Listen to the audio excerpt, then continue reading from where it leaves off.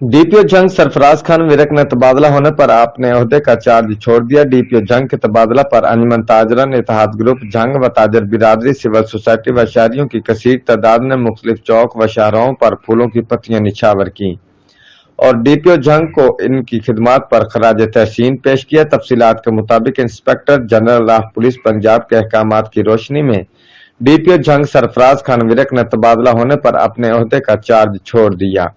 नए तैनात होने वाले एसएसपी असद अलवी डीपीओ जंग के फराइज सर अंजाम देंगे। 1 साल तैनाती के दौरान डीपीओ जंग सरफराज खान विरक ने जंग पुलिस की कमान इंतहाई पेशा महारत से करते हुए जुराइम पेशा अनासर के खिलाफ भरपूर कार्रवाइयां की।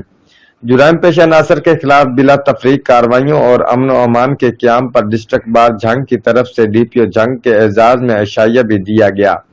डीपीओ जंग के तबादला पर ताजर बिरादरी सिविल सोसाइटी व शहरियों की कसीर तादाद ने मुख्तलिफ चौक व शाहराहों पर फूलों की पत्तियां निछावर की और डीपीओ जंग को जुराइम पेशा अनासर के खिलाफ कार्रवाइयों, मुतासरीन की फौरी दादरसी और जिला जंग में अमन व अमान के क्याम और इनकी खिदमात पर खराज तहसीन पेश किया।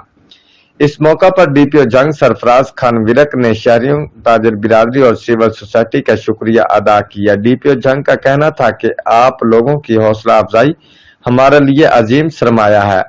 जिला जंग में अमन व अमान का क्याम शहरियों में एहसास तहफ़्फ़ुज़ पैदा करना हमेशा अवलीन तरजीह रही।